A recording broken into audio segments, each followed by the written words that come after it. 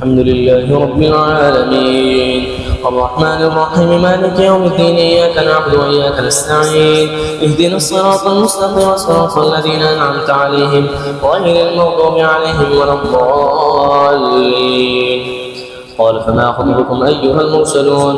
قالوا إنا أرسلنا إلى قوم مجرمين إن أرسل عليهم حجارة من طين مسومة عند ربك للمسرفين فأخرجنا من كان فيها من المؤمنين فما وجدنا فيها غير بيت من المسلمين وتركنا فيها آية للذين يخافون عذابا أليم. وفي موسى إذ أرسلناه إلى فرعون بسلطان مبين فتولى بركنه وقال ساحر أو مجنون فأخذناه وجنوده ونبذناهم في اليم وهو مليم.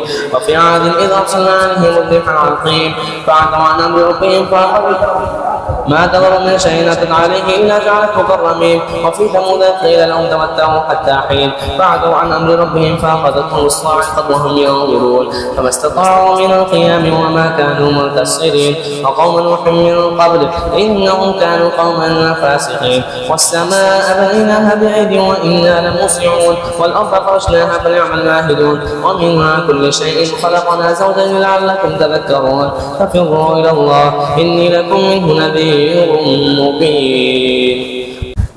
الحمد لله رب العالمين الرحمن الرحيم مالك يوم الدين إياك نعبد وإياك نستعين اهدنا الصراط المستقيم صراط الذين أنعمت عليهم غير المغضوب عليهم ولا الضالين.